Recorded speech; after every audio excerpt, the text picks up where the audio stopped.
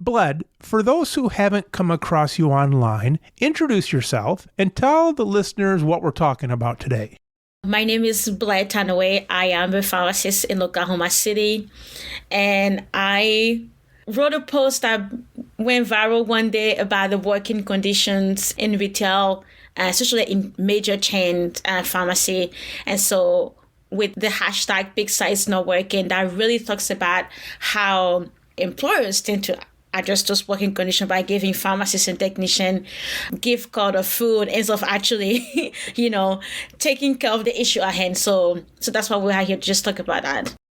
We're going to talk about all the ways that the employers screw over the employees and thus the public. But what we need to get into right now is the hashtag pizza is not working. Yeah. Brilliant. Were you just like sitting there and saying, I'm going to post something and I thought of it? Where did this come from? I know why it's there. I don't want to get into like all the justice of pharmacy stuff. I want to actually find out, how did you actually come up with that hashtag? Basically, I would say it just happened from a discussion I had with a technician one time when I was at work, and just that technician in particular just coming and just really bearing, I guess, his feeling, his worries to me about what he was feeling, the pressure with COVID vaccine and testing and metrics, And of course, as a good old manager, the first thing that came into my head was, man, I just want to encourage this store. I want to make them feel love and values. And that's time I come, I bring pizza. That was the first thing that came into my mind. And then I just stopped, and I'm not gonna say I'm guilty today. I just stopped and I was just like, this is not going to work. Now, wait a minute here. I had this all wrong because you were not the recipient of the pizza. You were the potential buyer of the pizza. And then you realized, so this is like a slam on what you were doing. I was, yes. Yeah, I was. So the pizza is not working. It's not to talk about those of us like pharmacy manager or pharmacist or even technician who provide food to each other, because this is what we can do. I think it's very directed to the people who have the potential to change the working condition by choosing not to do so and then give us a 500 budget for something, right? And so but it came with a self-reflection of myself in that moment, if that makes sense. It wasn't taking away the benefit of just reaching out to your brother or sister with kind gestures. It was more like, you can do better. We can do more than exactly. this. We can do better, right? We can do better. And so after coming out to that realization, I went to one of my Facebook group that I'm part of, and we're just talking about it. And, of course, like the title was Pizza Is Not Working. And then while we're talking, and I can read the comment, and people were just talking about the same issue, and one of the comment was, thank you for not giving him food, because some of us have struggled so much to lose weight, and then every time we do something great with food, is like really throwing our ass. And then somebody said, hashtag pizza will be a great hashtag. So we're just talking about it, right? And so then I went and I said, okay, I want to tell the public what is happening in retail. I want to tell them about the burden. I want to tell them about the difficult time that we're having, just to invite them to be patient and to be kind, right? And to maybe raise awareness on their own. This is really what it was. It was more like a play. If you go back and you read the original post, which came about August 7th, because I always remember that date, it was very about a play, right? And then really and then I just threw the hashtag among many hashtags on the original post. But for some reason, this is the only one that actually stuck out to people. And then every time the post started to be shared, people kept using the hashtag, hashtag pizza is not working. And I was like, oh, okay, so this really resonate with people, right? And then, of course, when you look at every single sector of any working environment, we have done it. We have done it with medicine, with nursing, with all those other places where the goal for employers, when they have the power to change something, is to hand food. I'm not saying that you cannot appreciate us, because I love pizza. Let me tell you, I can eat, and that's the funny thing about this is that I literally love pizza. I can eat, I do, and so I would never turn down a good pizza. I would say, please, never. Obviously, it's very symbolic of not going beyond. Yeah, exactly. Yeah, but if you want to give me a pizza, I would take it. But on top of that, Sure, do something else, right? And so here we are. Still focused just on the marketability of that hashtag, which I think is fascinating, and not the broader issue of pharmacy problems. Mm-hmm.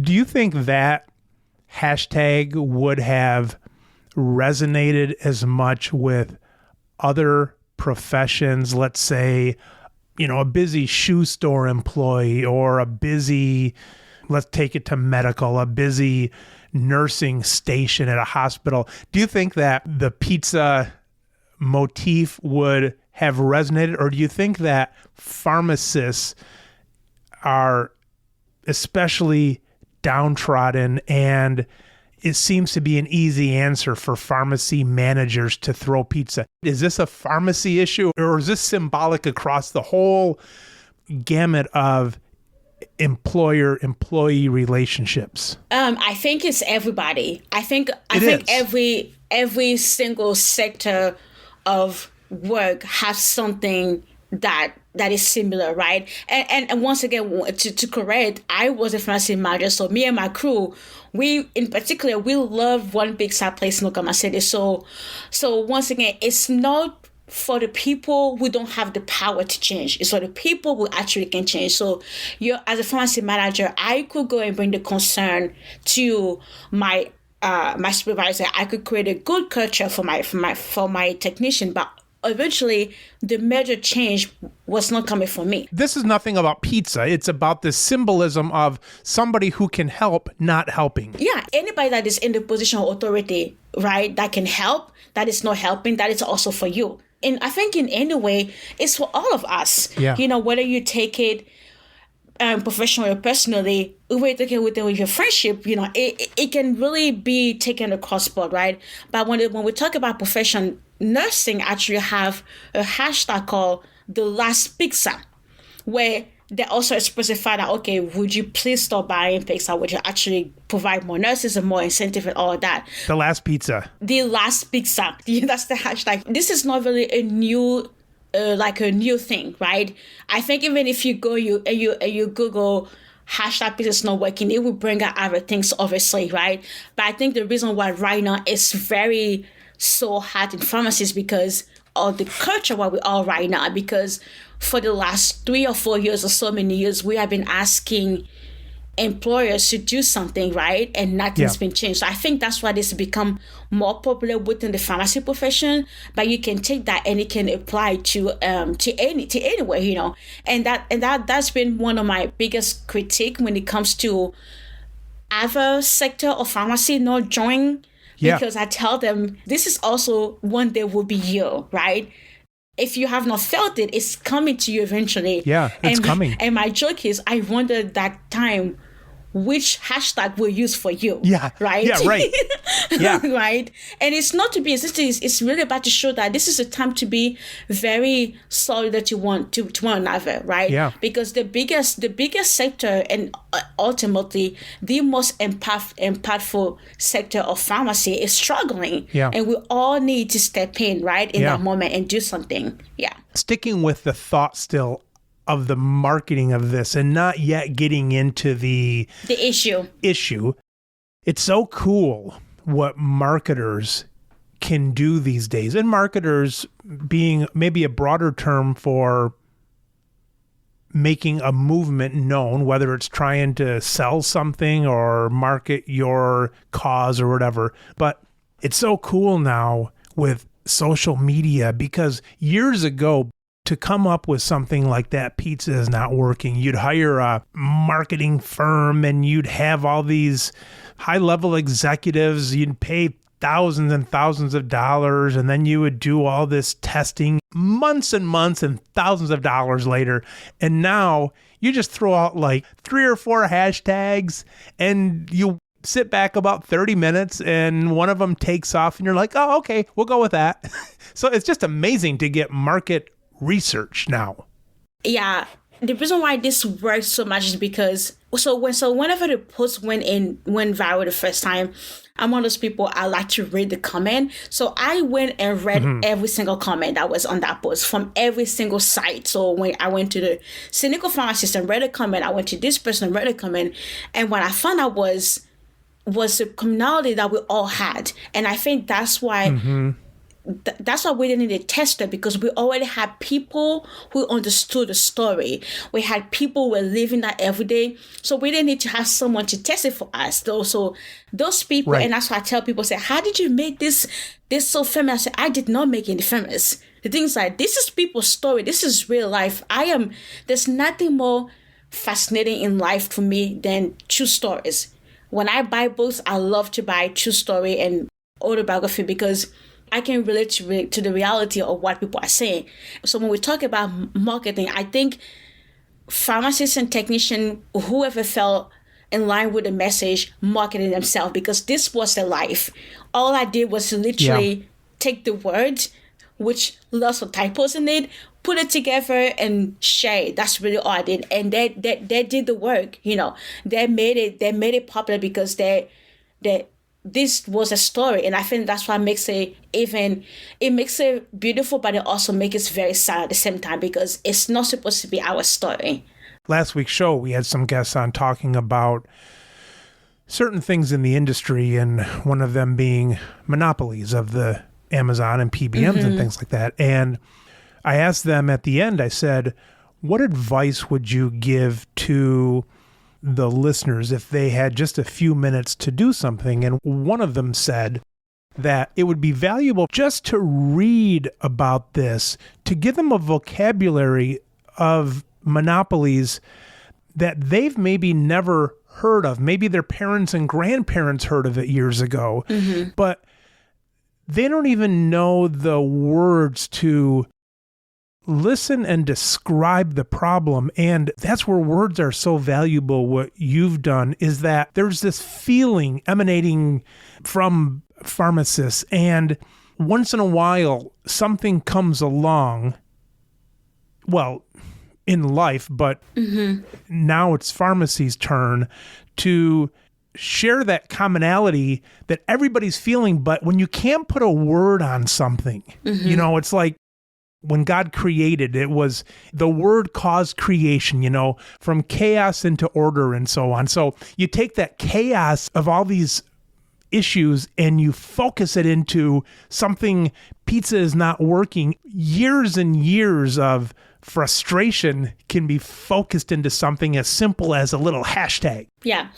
I mean, exactly. It's so true, and that is to show you that this has been a repeated offense, because for us to see this hashtag and say, yep, I understand, it means that we have to have suffer this again and again and again, and it just become us, Back in the marketing, so there's something to it that it resonates with people because it's kind of not a play on words, but it's kind of a wink to people like, hey, do you get this joke? If I told my kids, my high school kids who have never experienced the pressures of a job, especially maybe retail, and especially maybe a place where there's oppression going on from the upper ranks down to the workers, they'd be like, what does that mean? Pizza's not working. But the fact that it's kind of a secret, but kind of not a play on words, but a play on emotions. And you haven't really come out and said like, leaders suck. You haven't come out and said something like that, but it's that little bit of mystery there and that little bit of like, I know what you're saying, that just like builds it.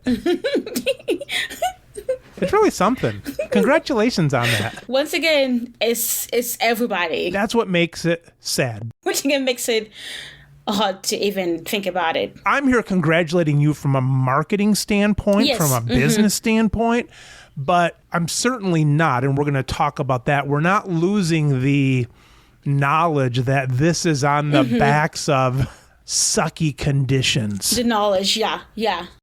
Exactly. Tell me about those sucky conditions that you saw as a manager. And would it be fair to say you felt guilty, even though you're in a double bind because you don't own the company and you're not able to just say, all right, everybody take off 26 weeks a year and you're going to be remote from Hawaii, and we're paying for it. I know you don't have those options, but I imagine that you felt you were in a double bind, but you also felt some guilt of not being able to help out those you were managing. Yeah, absolutely. And I don't know if most people know that I have officially stepped away from retail as to August. So August was my last day, but I keep very in close communication with my friend who's still in retail and all that. But it was, I think the biggest time where I would say the angle shift is when my store was getting COVID vaccine testing. We had a good crew, but a few of them were still pretty new, and it was still kind of like a skeleton crew, but we were hanging. So when we got word of that, I approached my supervisor at that time and just really put my concern that, hey, this is going to be a new process, new building, new information, new everything, right? And my crew is already handling quite a lot, right? So I need to know what can take a step back. And I think what I was asking was, can we back off metrics for a little bit until the crew feels comfortable with handling the process, until they know the training is great, right? Especially since we don't have too many people, right? And so we need to kind of like back off a little bit.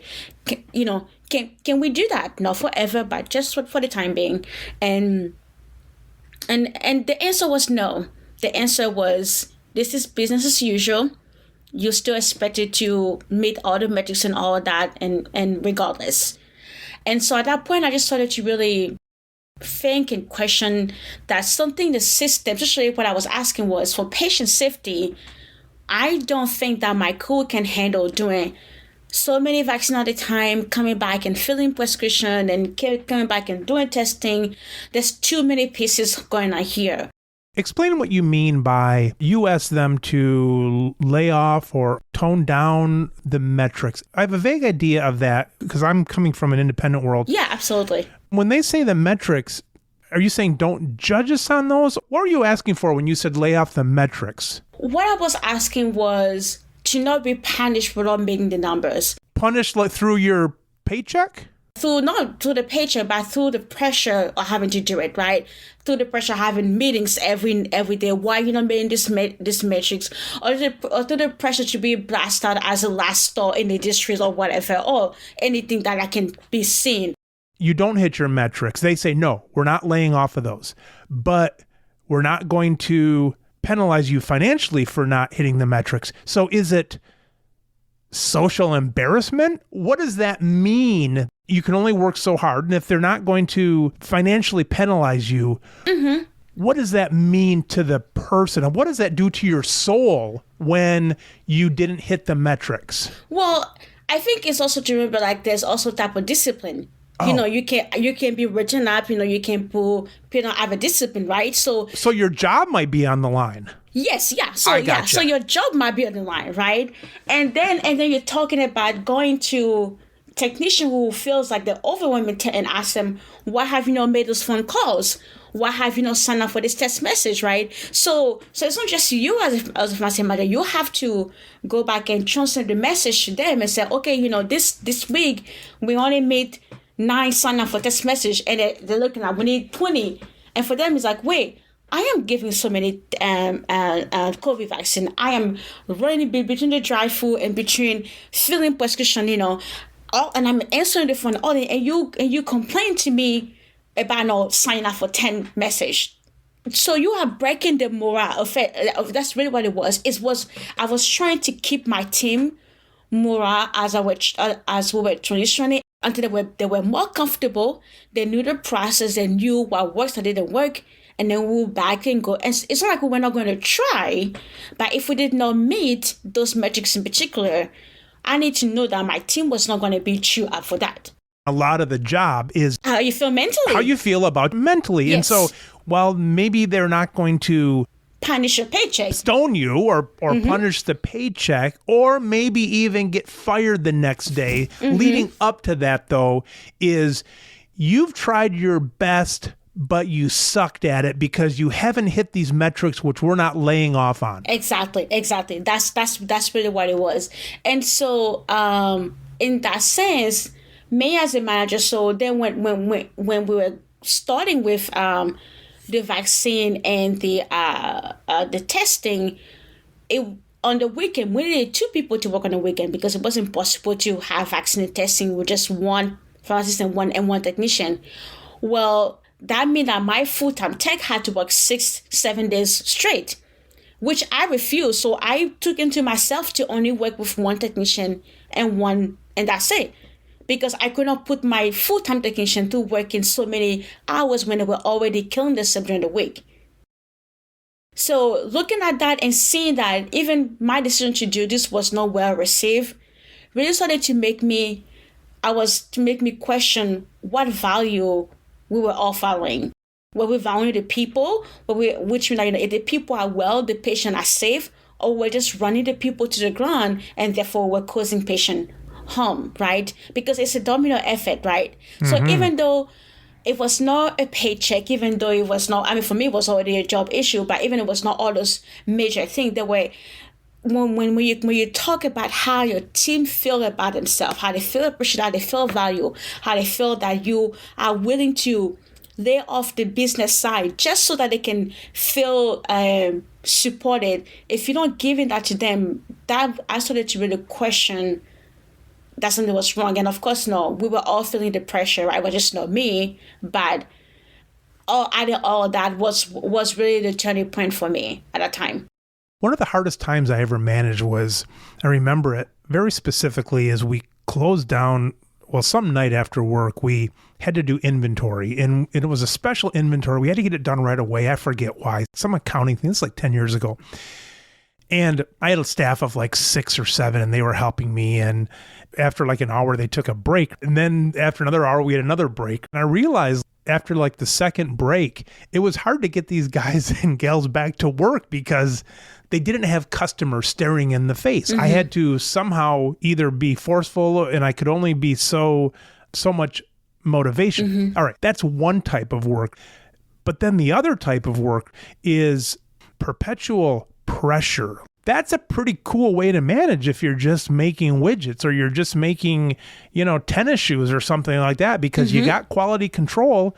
And if they're not keeping up, it's like, I don't care really how pissed off a worker is who made my tennis shoes. If they came out okay, they came out okay. Where I think maybe these metrics are short-sighted is you've got now an angry employee who's not taking out their anger on tennis shoes. They're taking it out on customers, and maybe even on customer, something that's not being measured. Like, I don't know, maybe you can't measure how many teeth show up in a smile, things like that. Exactly. And then finally on that is mistakes. Yes. Yeah. About a year ago, I hired a wonderful technician and trained him myself, and it was great. I feel like one of my most proudest moments as a pharmacy manager. And when he was leaving, and I asked him, was it me or anything? And he said, I am not a nice person anymore. He said, pharmacy changed me. I am not a nice person anymore. I am angry. I don't smile. And he said, if I get to this point, I have no business being here handling people's prescription. And he left. I thought that was brave. I thought that was actually the best thing for him to do, because you are great. We are not out there making clothes that can be redone, right? Or making food that can be redone, right? And that's why I'm trying to get those big companies to understand that pharmacist, technician, and intern are your first piece of the domino effect. You push them, they fall, everything falls with them. Yeah. And it seems like they don't get it. They think they're all the first piece. Everything stems from them. They're all the God, and we have to get it to them. Feel that way, that's fine. But if you have a pharmacy staff that is so broken I cannot function, you have patients that are in danger. Patient in danger mean who knows, it could be time in a hospital or it could be death, right? Yeah. And then what you have loss of name of your business because you have your business part of this bypass, right? You have patient leaving because every time they go to the pharmacy, the script is wrong, right? Or it's late or they can't get it. So they're transferring to go somewhere else. They're choosing an insurance on purpose that does not go to your pharmacy, right? And then when you start to add the patient loss of life or any potential mistake that harm them, then you have lawsuit and that comes with money, right? All of those hurt your business. So you have to plant the first piece very carefully. You have to plant it to the ground so it cannot be moved. Not to force them, but you have to plant them. And we're not planting the first pieces of this domino. Bled, I ain't no genius, but here's a couple things I see in these big businesses. You've got distance. I know that in the years that I wasn't around the pharmacy as much, I didn't care as much about customers' feelings because I had like a level or two between me and the customer. Now that I'm there around more, I might not be directly. I might be able to send out one of my employees to take a little heat from someone that's ready to lay into somebody, but I'm within 10 feet, listening. So I think you've got distance with the big wigs up the ladder. And also I think you've got maybe a lack of some longevity. I don't know. I'm just guessing this, but I'm guessing you've got some district managers and some managers up the way that they're there for 2 or 3 years and metrics mean more than, Mrs. Smith being happy and 10 years later, her child who is 15 becomes 25 and can make decisions on their own and remember back when you treated the family well and things like that. But I think in these big corporations, by that time, the managers are already gone. Long gone. Yeah. Unfortunately, we have seen, and so that when I raise statement from those big corporations, very rarely they use the word patient. It's always customer. We're here for our customer. And I think we have, this is probably the first mistake we've done when it comes to pharmacy is to not see those individuals as patient.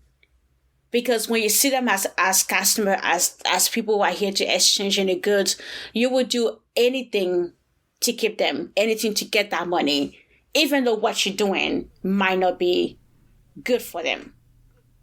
Yeah. So I say I've told one time a district manager that was, I told them that there's a difference between patient care and customer service. Customer satisfaction, which let them know that I was going to be one of the troublemaker, and I didn't turn out to be proved to be right. And I told them, I say, my priority will always be patient safety, always, and that might not fall into patient into customer satisfaction, but I will always go for patient safety. So I want you to know that. And at this point where we are right now, this is what we're all fighting for.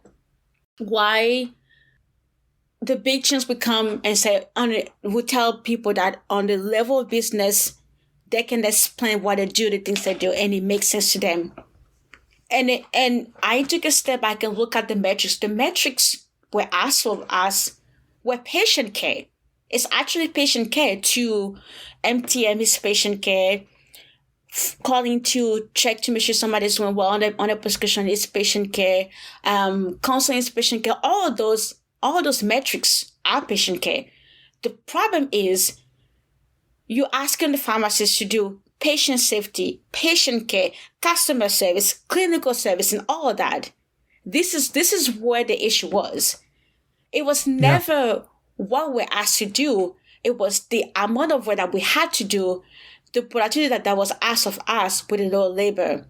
If you are in a pharmacy and you hire a pharmacist just for patient care, and you have a pharmacist focusing on patient safety, which is the daily handling of the prescription, and then maybe also doing some of the clinical service like vaccine, and you have tech, you have a great model right there. because each person is focused on what they should be doing. Yeah. But you're asking one person to do all of those, that's where the disconnect is, right? And I think that's where they save money, because they don't have to hire another person to do all of that. They can use one person to do all of those. I mean, prescription makes them money. Patient care, if they meet a goal on the metrics, they get money for that because insurance pays them for them, right? If they do the vaccine, they get money for it. So you have one tree, which is the pharmacist, and all those branches, which is the pharmacist is giving out all those resources to someone else. And it's like, it sounds great because it's serving the community, but it's also sucking the energy out of them because nothing's coming back to them to refill, right? It's this analogy. Yeah. So the companies are getting all of those branches out because every single branch is at the end has money. And it's all coming out for one person. When I'm running the pharmacy, one of my satisfying times is when I have enough business to keep a specialized employee busy at a predetermined time. Here's what I mean by that. So if I'm able to have enough deliveries where I can have a part-time delivery person and I know I can tell them so many hours per day and what days per week, that's great for me because then I don't have to train them to do different stuff. They're just delivery. And I know I'm going to fill their time well. Yeah. The opposite of that would be if I had to have someone standing around all day because they were only specialized in this and I wouldn't be able to keep them busy at a predetermined schedule. It sounds to me like a busy pharmacy, like you were mentioning, would have enough busyness to specialize some pharmacists or maybe say we're going to do things at this time of the day and time of the week and so on. Is that true? Or could the management say, well, Bled, we have to have many hats with the same pharmacist because we never know when they're going to be needed in that function and how much they're going to be needed? So the difference between you and them is that you are one, I'm assuming you already have one pharmacy. So you don't cycle your income, it stays there. When you're talking about a big corporation like those big ones, we're not betting on the revenue of one tiny pharmacy. There's a bunch of us. So the money is constantly flowing and can be allocated equally. So if for instance there's a small pharmacy that is not busy, we can, and there's another one that's not busy, we can hire one pharmacist per those two to take off patient care. So this is your task. You are in charge of store number whatever, and this store because they do 300 or 200 scripts per day the pharmacist can handle. But you're in charge of doing the phone calls and the new therapy for those two stores. It works. And you can shift pretty easily because you got so many damn stores. Exactly. So you can do that. So you're in charge of two stores. You're in charge of, same thing when we talk about district manager. Why does district manager has to be in charge of 10 stores? That's a lot of stuff for them to carry. It's a lot of stuff. Being a district manager, I'm assuming it's really, really hard. So it's the idea that we are asked to provide more with little. I'm not really much of a business person, but I am wondering sure I remember from my economic class that for you to have production, you have to have labor. And I keep thinking, I said to this one, I say, which is, we come back and bite us in the body, but it's like, imagine how much money you will have if you invest more money, right? But you think that by cutting, yeah, you might have your real profit of 1.3 billion a year because of this, but you could have made so much more if only you had hired that one extra person, right? Because then they can do their job well, right? And because they're doing their job so well, they can also have more patients coming in. Patients come to pharmacy because they're treated well. because people know them, people like them, and people take care of them. If you don't do that, they go somewhere else. But if we're constantly busy, we don't get to know their name, we don't know what they are, we don't take time to say hi, we're such in a hurry that, oh, I don't want to come back here because I'm not seen. Where do I go? I want to go somewhere where people see me, right? Yeah. So that themselves, they are hurting their own business. If this is all about money, they're the one who are hurting their own business, not us. It seems to me that their answer might be, if you don't like it, quit, and we'll hire the next person in. And we don't care about I know it's valuable, but it sounds to me like they're saying, we can't put a number on that. We don't think your smile and knowing Mrs. Smith and coming back in 2 years is going to be worth it. Yeah. And so leave and we'll hire someone else. And is that their answer? I think that's what it is. You know, I remember one of my greatest moments when I was working in retail is actually stopping and talking to my patient and giving them a hug, and when I had my baby, showing them picture of my kid and those update on life, and holding their hands when a loved one passed, or me being so upset because I've not seen someone and just found out they passed away, and all those sort of things, all those connections were the reason why many of them kept coming back. Right? And those are important because when you connect with people so deeply, you take care of them. You go the extra mile for them, right? You're actually more careful because you think of them as family. And so you will not want your family prescription to be overlooked and to be handled by somebody that doesn't care. Right. So you do your extra work. But I think you're correct. Those big chains know that they have at the disposition an influx of pharmacists coming in. So therefore, they can do what they are doing. So who we really need to be talking about right now is the incoming generation pharmacists. And people ask me throughout this campaign, do you feel like we need to not have any chain pharmacy anymore? I said no. The biggest mistake that we think is that we can survive without retail pharmacists. We can't. We need retail pharmacists and technicians. We need the model to stay. We just need to make it better. So the whole goal of business not working is not to eliminate them. If you want to leave, we can help you provide sources for you to leave. That's fine. But if you want to stay, we will fight to make it better. The incoming class has a big decision to make. You know, if you want to be a retail pharmacist, I applaud you. I mean, to this point, if you ask me, would you go back? My answer is yes, because that's what I want it to be.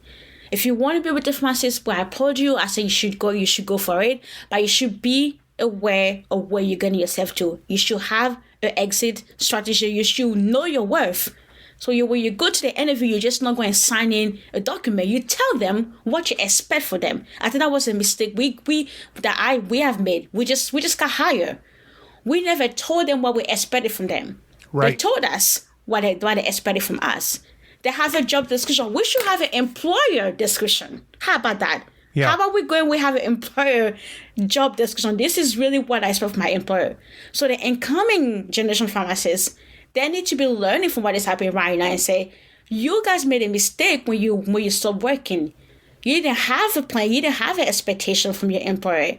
Now we are learning and we're coming different. You change the game. You change your mindset on the new generation. I think now retail going to be thinking, okay, something needs to change. I think the value of, and you mentioned it, the exit strategy.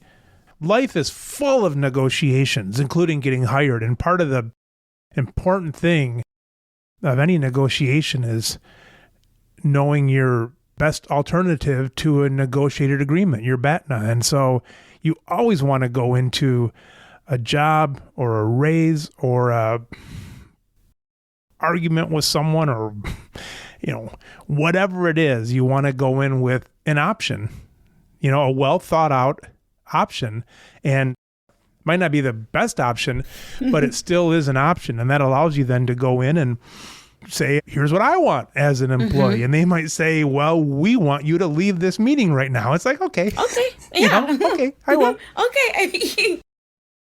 Is there any advantage of a chain pharmacist pissing someone off so that they don't come back. And here's what I mean. My contention is that chain pharmacists, and don't get me wrong, I think pharmacists in general are very good people. And I think they have good hearts. I think they're crushed by some of the corporations. And because they're being crushed, if I'm a chain pharmacist getting crushed, I would say, I'm going to do something passive aggressively. And maybe that means something that the metrics don't pick up, where I can do something passively, like piss the customer off somehow, whether it's not answering a phone or not doing this or not smiling or whatever. Because if I can do that, then I get to go home earlier over the next month because they're not going to come back for the refill because they're pissed at us and they've went somewhere else. Is that true at all? Is there any sneaky way to get around the metrics so that they're actually trying to piss people off? No, because the system is built to be punitive, and there's no way around it. Yeah, you end up paying for it one or the other, right? Because they track it all. Like if you lose customers, right? I mean, they know if that person doesn't come back. Pissing one customer off is not going to change mind. No, really. No, that's not going to affect anything whatsoever. But if you lost like 10% of your customers because you were a pissy pharmacist, they'll know that. It will show. It will show because your script rate will decrease. And then not only that, you have customer calling and complaining. And this is one thing that retail pharmacy have done against us. It's the ability of patient calling our employers and complaining. No, I'm not saying that you don't, we all have reviews with doctor's office, stuff like that, that's what I'm saying. But the complaints sometimes have nothing to do almost with like patient safety. It's a complaint that I didn't get my points, the complaint that my knuckle was refused, all of that. So they open this gate where patients have no respect for the pharmacist and technician. I mean, first thing that we did was to be able to call them by our first name. That's one thing. For me, it's like, I'm not saying I am too tight in my degree, but we earned it. Yeah. So let me give you the permission to call my first name. Say that again. We are called by our first name in retail. By the customers. By the customer. The chains want to force that? Yeah, your name is your first name. I see. On your badge, it is. We can debate on the fact that not everybody is a doctor, and I respect that. So we have to be really careful when we play that field. So I'm not saying that it has to be. What I mean is like the perception of the public is also what we're fighting against, because the chains have made that this way, right? They'll come, don't worry, they will have it ready for you in 5 minutes. Oh, when a customer is angry, I'm so sorry about that, here's a gift card. Yeah. Right? So we have had a habit of telling the patient that we don't matter, that we have someone over us telling us what we should be doing all the time, how we should be handling the prescription, right? Whether we should refuse that pain medicine, we should keep it 2 more days or something. They make those rules for us to the point where we don't really have a much stay when a customer is complaining, right? I had one time a manager come and say, hey, I need you to release this script. I said, why? Because the customer is angry. Great. Why is that my concern? The script is too early. Well, he's getting angry. Okay, the script is too early. Well, you have to release. No, I don't. And I told her, it's my name on that license. I'm the one with the prescription, and I'm not releasing it. So yes, that's a bad review for the store because I did that. But right there, my patient, that patient didn't need that. In your example, or the person that called you and said, hey, why didn't you do this and you should have and so on, is that a pharmacist or is that a non-pharmacist? It's a non-pharmacist. Is that right? Yeah, it's the store manager or the shift leader, Really? But yeah, because here's the thing, we have the way the model is for pharmacists, our boss are not even pharmacists. Mm-hmm. The one who do our evaluation every year are not our peers. And that's what makes this whole thing very difficult, because there's just so much that needs to change to Right. the whole process, to the whole model. I mean, I think you had Benjamin Joel last time on your, there's like, I mean, there's the issue of PBM, there's the issue with, needed to feel seen by the healthcare community, need to be valued by the patient, need to be valued by our employers, right? Yeah. And this thing that makes us the best human, not the best, but as pharmacists, this is our greatest strength, because we want to serve a lot of our community and be there, but it's also our weakest lane, because we will give our we will give our all until we are spent. We don't know how to not give, right? It's beautiful, it's strong, but it's also the very thing that keep us where we are right now. Bled, you said right now it's complicated. However, if I were to ask you to describe one of these companies in one word, in one adjective, if I were to ask you, all right, describe what's going on. Let's say we can't even use pizza is not working. If I just asked you for one adjective to describe them, what would that one word be? I would say greed. So it's not complicated. They're just a bunch of greedy bastards that are running all this. You just said it was complicated. It's not complicated. It's all greed. I would say greed, but what makes the greed complicated is because the greed does not stop at the company. It stops also at every single shareholders in the company. And some of those shareholders happen to sit sometime in our biggest places in the government. And and some of those bigger change needs to go to the government. And so that's what makes it complicated. You're exactly right. Because too, if I look at my 401k, I have no idea in hell if I've got those. I assume I probably have some of those chain pharmacies there. So, it's my greed too. I'm sure it's all of our greed, we're all could be a part of it. Yeah. All right. So listen here, Miss Smarty Pants. So now I'm telling you, all right, Bled, the heads of the three, let's say there's 3 pharmacy monopolies and 3 wholesaler monopolies and all these things. And they say, Bled, we saw your pizza is not working. However, if you would like to come and have a piece of pizza at our headquarters, we're going to invite you to sit in and talk to us leaders of these chain monopolies.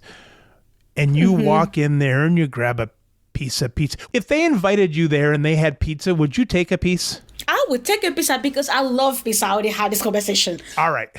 And that's what we talked about. We know that's just symbolism, but so they're giving you a chance then to talk. So you sit down. What do you tell them? Knowing that it's complicated and knowing that they're greedy, and you sit down, and what do you say to them? I will first ask them, what do you care about the most? Because here's the thing, even though there's this thing about words, and words are really powerful, right? We all know that. So it's never been said out loud that is great from them. So, but we all know. But I will ask them, we all know, because it's really clear. It's defined.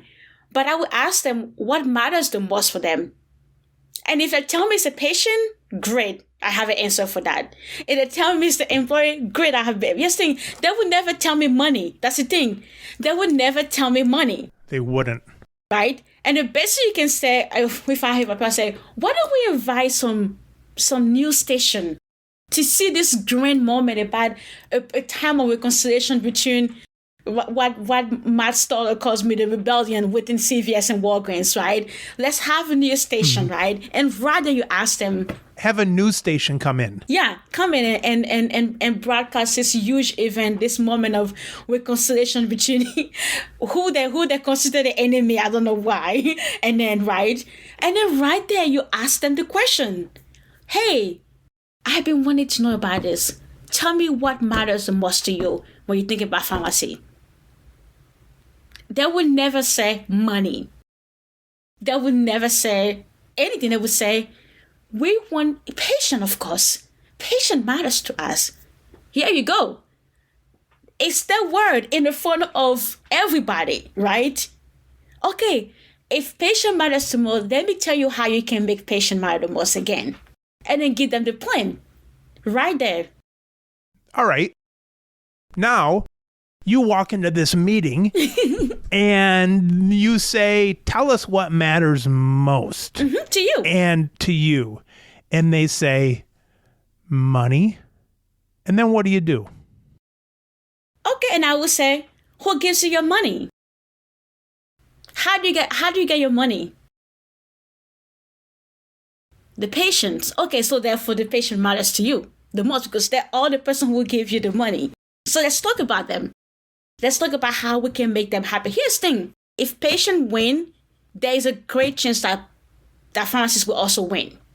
Because if you have to do everything to make patient happy, you have to use the people who's going to make that happen. Who are those people? The pharmacist and the technician. So there is a relation in all of those. Somehow they have found a way, so they know about this equation. It's the equation. They know there are different pieces of the equation: patients, pharmacist, technician, intern, and them. This is the equation, right?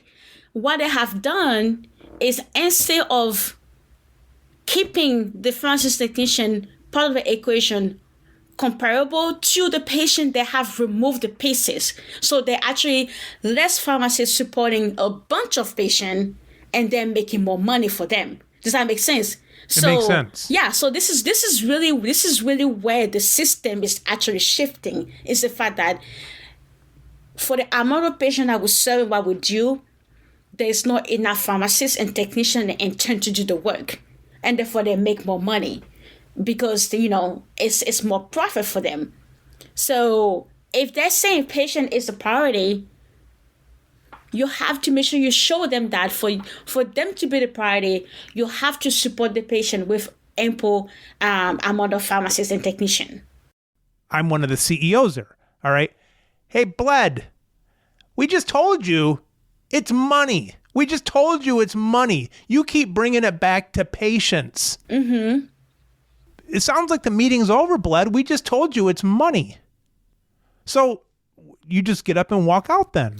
No, and I ask them, okay, I ask him, how do you make your money? Through what? All right, so then they say, yes, it's through the patient. And then you say, oh, we have to treat the patients better, take the stress off the pharmacist and so on, leaving more. No, that's not how it works. You can't tell them that. You can't give them the obvious answer because we all know that they don't really care about pharmacists. That's what I was going to say, because if you would say to them, we need more pharmacists to spread the work out to get better care and things like that, and they'd be like, oh, we never thought about that, Bled. No. Well, they're not going to say that. We know it's money, and we know they're not going to listen to you sitting at a board meeting. So what makes you think that you can make any change at all? Yeah. So here's the thing. So we're not going to talk about pharmacists. We're going to talk about what makes patient happy. What makes patient happy is to be seen, is to be cared. If patient is happy, they're all that. What they're going to do? Oh my gosh, CVS is the best pharmacist ever, right? Because when I go there, I'm taken care of, right? So they're bringing patient himself are bringing as a patient. Not only that, you also have patient purposely choosing insurance which are in network with you. You're choosing by telling their friends, their family, where they go get the prescription. You're choosing by them coming to the pharmacy and at the same time buying your goods and all of that, right? So your patient it's kind of like your activation point. You have to activate them to get more money. So the more patient you get, the more happiness they have or whatever. They stay with you. Here's a really perfect example. Right now, we're about to have Walgreens and CVS are about to get TRICARE, right? TRICARE is coming to them. Yeah. If TRICARE holder are not happy with those two corporations, what's going to happen? The contract might not last all the way in. They might potentially lose the contract. So right now, it is in the good interest of both Walgreens and CVS to make sure the Tricare patient are literally well taken care of when it comes to those both pharmacy. Because I just lost a contract with Walgreens and Walmart. It's not news to them that they're greedy and that they're working people to death. I think they know that. So then I'm thinking, why are we doing this? Why? And I'm going to give you some reasons. If it's so bad, I maybe see some pharmacists revolting. I maybe see some strikes. It almost seems like, and maybe you're just being sneaky about this by just pretending that you're trying to bring this information to make it well, you never said. I think I put words in your mouth. You never said you were trying to really get the message across to the upper echelon of these companies, did you? Oh, they know. I'm 100% that they're aware. They know exactly. Yeah, no, it's not gonna be anything new. I think first thing is like is the awareness of the matter, to know that this is happening. To whom? Not the leaders, because they know. No. Your message isn't to the corporation. Your message is to the customers? My message is to everybody who has ear to listen, the corporate and everything. But the corporate already knows. They already know, but there is a way to send a message, even they know. It's called a good shame. You're shaming them. That's what you're doing. You're not informing them. Let's be straight about this. You're not informing them, and you never said you were. No. You're trying to shame them in their greed. Basically. I can live with that. They're not listening any other way. They're not listening our way, right? It's not like, hey, I want to have a meeting with my supervisor and discuss this issue. Okay, we heard you. We'll take it up to the corporate and give you an answer back. Those meetings have happened before. This is not like out of the blue, we're going to talk about it on social media. Social media is a very beautiful thing, but it's also a very dangerous thing, depending on which side of the coin that you find yourself in. Right. And I have, many times, even through this campaign, I have been bitten a little bit by social media, so I get that. But we have come into this era where people, they're fascinated about some type of justice. Fascinated by justice. They're fascinated by that. They want to be involved. They want to see change, right? And the goal is, even as we keep raising awareness, is to really bring shame, because it's really shameful. It's to really bring shame to the top and being an underdog to the bottom. Exactly, right? So because they know this is not new to them, no matter how many statements they put out there about the issues. Hey, you are aware about this issue internally. Now it's out there for the whole world to know. Let's see what you're gonna do, right? And what do you hope they do? What do I hope they do? Oh, man. Now that we know that they're greedy and they don't really care, what do you hope, and I love shame, what do you hope to shame them into? I hope that they will come one day in the store, have a seat, and watch what is happening. I want them to put themselves in the place of a patient and ask themselves, would I want my position to come out of here? Would I feel safe when that pharmacist hand me the bag?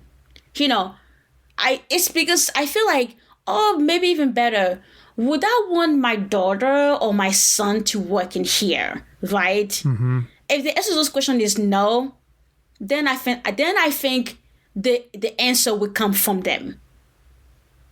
There's nothing more beautiful than self-reflection. Yeah. I can tell you what to do, and I have stuff I want them to do, 100%, but it's a hopeless hope for self-perfection, right? I think that's really what we all want, and we all know that. Yeah. People say, oh my gosh, people say, Bled, they would never feel shame. Yes, we all know they never feel shame. They know, but you keep telling them, yeah, this pharmacy is not good. They keep hearing that from their friend. Man, we hear about your company. How you doing? You keep hearing that this conversation is going to stop picking up eventually. You shame them in their circles. In the circle. So when they're on the golf course, they're ashamed of that. And when they're on their yacht, they're ashamed that they're a part of this. You shame them in their circles. You shame them to feel guilty if they were parents or those people, if they were patient themselves, right? If their kids find out about what they were doing, their kids would call them out on this. Exactly. Hey, is that not your company, Mom? Is that not you? I know it's hard because I have to remember, right? This is someone's mom, this is someone's father and everything. I get that, and I respect that. Family is precious, but but when you purposely choose to ignore the well-being of someone's child, right, or someone's loved one, you don't have to apologize for speaking the truth. And I would say, like my auntie used to tell me, she said, "There's shame is very powerful." Yeah. Shame, yeah, especially in the place where it's all about keeping the image. Let's bring out your skeleton for the whole world to see. I mean, this issue is and UK is talking about the issue. Canada is talking about the issue, so it's spreading. I had people calling me I was like, hey, it's spreading out. Pixar is not working. We hear about it in Australia. So you get into the point where you're like, oh yeah, this is that company that does that. Oh no, we don't want to work for them. Going back to marketing a little bit, it used to be that you'd want an issue to raise to the level of the media. Okay, so this is like maybe 10 years ago. You want it to raise to the media because the media can spread stuff. Now that social media has become so predominant and I haven't watched the evening news or something in 15 years, now that that's come up, is that a goal anymore to say, all right, we're going to get this going and then we hope the media picks up? Is the media still powerful in your mind to pick it up? 100%. I feel that, and it's been really tough to get us into the media. Honestly, where we have been right now is because we as a community have shared. And that's why I've been inviting people to really come together because they're all avenues and they're all resources that some of us don't have that people might have, right? And it's been amazing. People like calling and connecting to me and that person, but I'm still shooting for like New York Times. I'm still shooting for a CNN because here's the thing, and I tell people, you can remove me from the picture. It will be great to have a 60-minute on a crisis within chain pharmacies in America because there's no other way to call it a crisis. It is literally a crisis. It's not just in Oklahoma, it's everywhere, right? You're talking about people not able to get the position for days. You're talking about like people and like on those of community not be able to get the position for days, right? So I would love for a segment to be done for more than 2 seconds on this issue. I don't care if my name is mentioned. I don't care if the movement is mentioned, but we need to be talking about what is happening in chain pharmacy, right? We need to be discussing things. And you've positioned that right for them to pick it up. It's got to be, it might be like 10% of how pharmacists are crying or stressed out or whatever, but even that 10% has to focus in on the patient of potential errors and that kind of stuff. Yes. Well, and then we, when we started the campaign from the beginning, it was very patient safety focused and the well-being of like pharmacists and technician and intern. But when I did my first interview, I went back again and read this comment, and when I found that is that people were just calling us a bunch of whiny babies. They didn't really get that, once again, there are all those dominoes. Pharmacist, technician, and intern are domino number one. And so we had to go back and shift the language. And it was very hard for me to put into when I had an interview to put pharmacist technician in the bag and not talk about their mental and physical state at the front for because we need to talk about that, but we had to make it so much about the patient so that people will really heed to the concern of what is happening. Even when I write to my senator here in Oklahoma, I only talk about what's happening to patient. You and I know and every pharmacist know that we went into pharmacy because we maybe knew a pharmacist who liked helping people. And so we went into it, and our whole being was helping people in a very personable manner, not like maybe a surgeon when someone's conked out on the table kind of thing. We wanted to help people face to face. When we talk about the pressure and the stress, we already have assumed as pharmacists, we know it's like, yes, you get worse stress and you're not going to give the best patient care. So we talk about the stress and all the things going on, and how come we're not the pharmacists we wanted to be. We're talking about stress.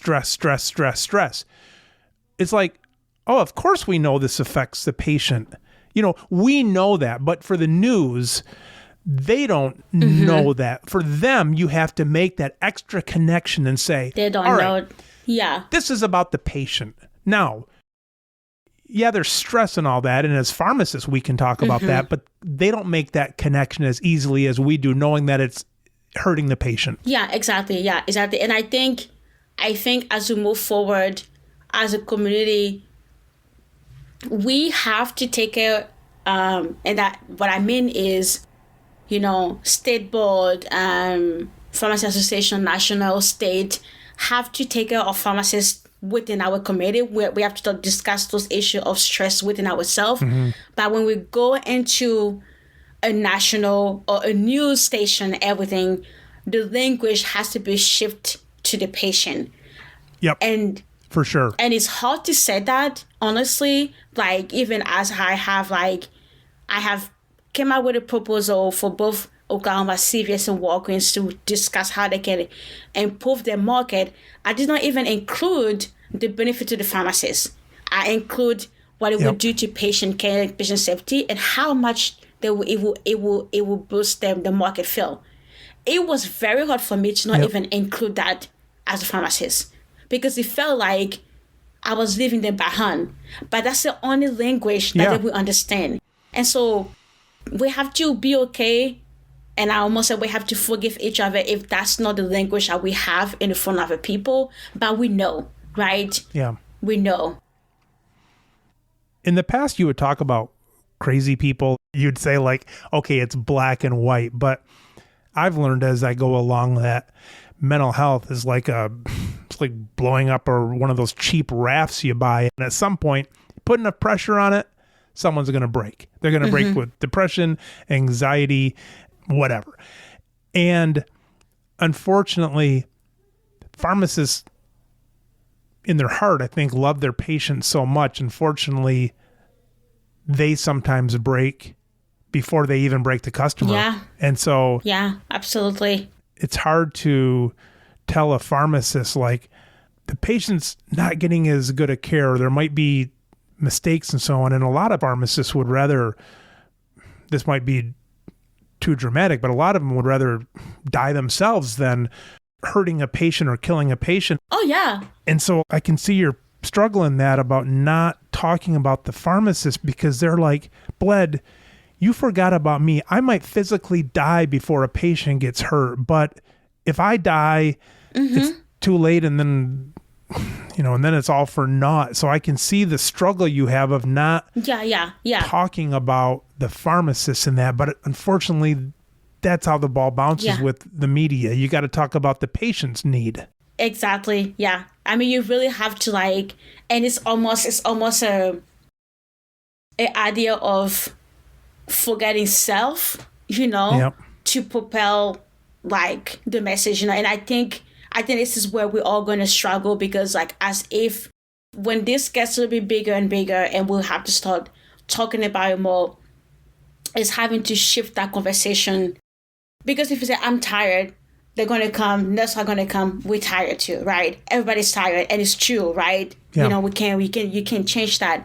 But to really shift the conversation to, this is really hurting my patient, right? It's really hurting my patient, right? This is the only language that we really pass, right? I think it's this idea of we internally know our worth. We know what we're going through. we don't suffer alone. We need to suffer within the community. And I think people need to reach out to their peers and talk about what is happening, right? That needs to be conversation, right? There needs to be seminars and things and things in place to help pharmacists overcome what is happening right now. That 100% needs to happen. Somebody reached out to me last time and said, we'll be having this conversation, but there's one group that we forgot. And I said, who? And that pharmacist says, the pharmacists who are being sober for all those years, who are now struggling. We really need to think about what is happening to them right now. The ones who have had the stress for all those years, now it's been too much. Exactly. And so now my next goal is to find out how I can connect with people who are in charge of the pharmacist group in each state and see what we can do to reach out to those pharmacists and see what kind of help we can get. Because it's true that we have been talking about the stress and everything, but this is the people who have been working so hard to overcome the sobriety and to work in freedom, who have been pushed back now because of the stress. Addiction. Yeah, we need to talk about that. We need to find out where they are, like what's going on and how we can come together, and help them. So, Bled, you and I are talking here, and I'm an independent old fart, and really I'm not ever going to get any retaliation. No one's going to retaliate against me. And you are no longer in the system. Mm-hmm. Would we be able to have this same conversation if you were in the system? Would you still be able to have the same conversation, or are you more free now that you're out of the system? Yeah. I mean, when the first post went viral in August, I was still employed with my company, but I think the decision to leave, even though in the midst of I have a new job, but it's not a super stable job. I don't have like full-time benefit and all of that, but I feel that leaving the environment completely gave me a bigger voice. I feel that I was able to think clearly, and not have to turn around and wash my back all the time, because that probably would have had to happen. It would have been possible for me to have this voice and still be employed without having some type of retribution, even though in the smart mind, they would have never done that. They would have found a way for me to leave the company eventually. But I think that's why I particularly invite people outside of retail to be partner with us, because those in retail, they want to speak out and they speak in their own way. But when you have companies who that are threatening the employees, if they use the hashtag, that creates a lot of fear, right? And so those employers can really speak out so freely. And then you have people who, that's their income. They have the stable pay for a long time. You can just ask them to throw that away, even though it's for a good cause. But advocacy has its price. I am paying that price right now. Somebody say your name is be blacklisted forever in the history of chain pharmacy unless somebody pardon you. You will probably never be hired.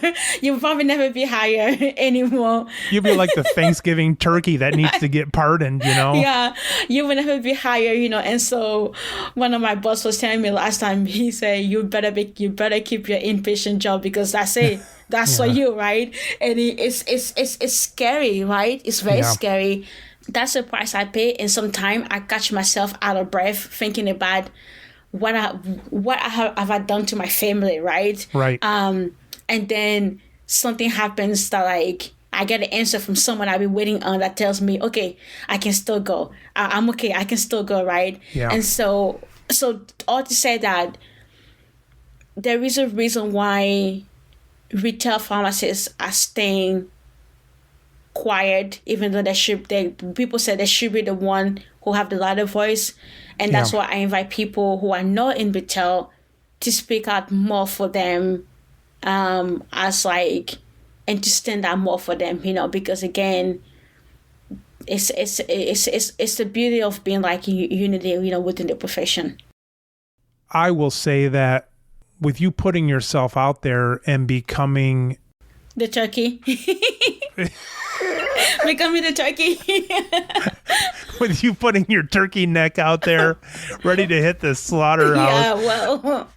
By you becoming the turkey, you become more valuable to the industry. And so I have no doubt that your future, I mean, a lot of times people don't support that. I've done some things and people are like, well, you're going to get a lot of support from the neighbors. Like, no, you don't get that much support. It's all financial. I made some decisions in my business where they're like, you must have a lot of support for people that feel that way. It's like, nah, it's financial. They might give you a thought, but it's financial.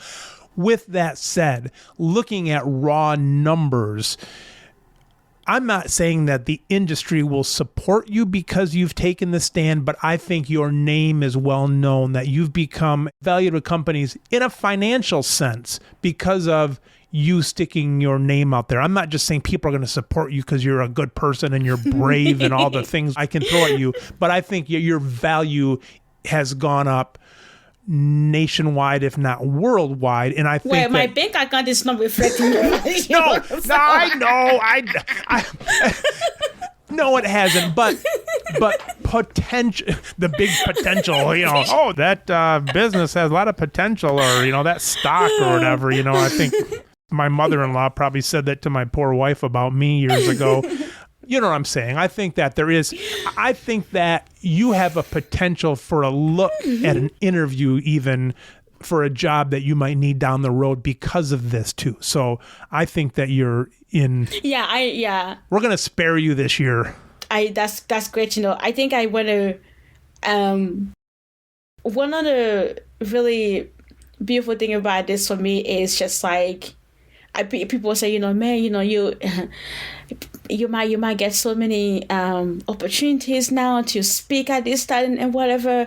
And I'm just looking at, for me, it's just like, somebody asked me one time, what would be your greatest dream out of this? Like, in all, if it's attainable. I said, well, the thing that I want would take 20 years to get, so we're not going to talk about that. But I felt that I have already, in the way, had one of my biggest moment happen. That when people reach out to me and say, because of you, I know my value. When that person asks me, what do you want? What will make you happy? If you're doing this for the profession, it's great. But if you're doing this for you, what would make you happy? And I was like, if every single pharmacist, technician, and intern know their value, if they'll wake up and say, I know that I am worth something more than what my employer is telling me right now. I know where I come from and I know what I can do. That is my biggest thing. So this is really like, what I want more than anything, right? Yes, I want those change, but I think change starts within us. We keep awakening ourselves to the process. We're going to see bigger and bigger voice than me coming out of this. I think this needs to be the lowest voice of pharmacy ever that has ever happened. People say this is the lowest of anything, because out of this there will be much bigger voice. And personally, I cannot wait for those voices to come out. Bled, people listening to this, maybe they're hopping out of their car or whatever, and they've got, let's say, 3 minutes to have us on their mind. And what would you have them do in 3 minutes? Whether it's signing up for a newsletter or whatever, what would you have someone do if they said, I'll give you 3 minutes? I think first thing is to continue to raise awareness. I think whether it's to their own social media platform or through like contacts with news, reaching out to people who can propel the message. I think that's really like number one. Secondly, is to support your fellow pharmacy technician, right, in any way that you can. Make them that you understand and that you support them, and what is happening in the current situation right now. And I think the last one is really to partner with us in any way. We're always looking for people to join the cause. We're forming different teams, for like each state has their own team. I mean, not all of them. We have about 16 states right now that have a big size not working team that we work closely with the Board of Pharmacy and State Association to bring the voice of retail pharmacists within that state. And so you can, if you email and you ask my email, if you email me, I'll send you the team list so you can find which team is in your state, or you can start one, right? So, but I'm also on Facebook, on LinkedIn, on Twitter, and we're pretty much everywhere, so you can just follow us. I'll put a link in the notes and they'll be able to click on that and then reach out to you and say, Bled, I want to get involved somehow, right? That would be the way to go. Yeah, well, through my email, they can email. We have an email we have an email separate just for the campaign, and so they can email me, yeah. Well, Bled, golly, it was nice meeting you. I see your face all over the place. I'm like, oh, there's that Bled again. It reminds me, I got to talk to her. Yeah, well, it's definitely a pleasure to be here, and you told me a lot of curveballs. I have to go back and think about it. So I was just like, wait, but I was prepared for this question. I guess I'm not prepared for this question, but it was fun. It was very educating, and then it was really challenging, and it was just like I feel like I also got to learn more about myself through talking with you, and so Mike, it was such a pleasure. Absolutely, to be with you. Well, thank you, Bled. Boy, it was sure nice meeting you. I appreciate that. Thank you for pardoning me for this year turkey. Make sure that I don't get sitting there in Thanksgiving dinner and say, hope Bled's having a good day. I was responsible for that. Yeah, you did. You sure did. All right, Bled. Take care. Okay. Talk to you soon. Bye-bye. Bye.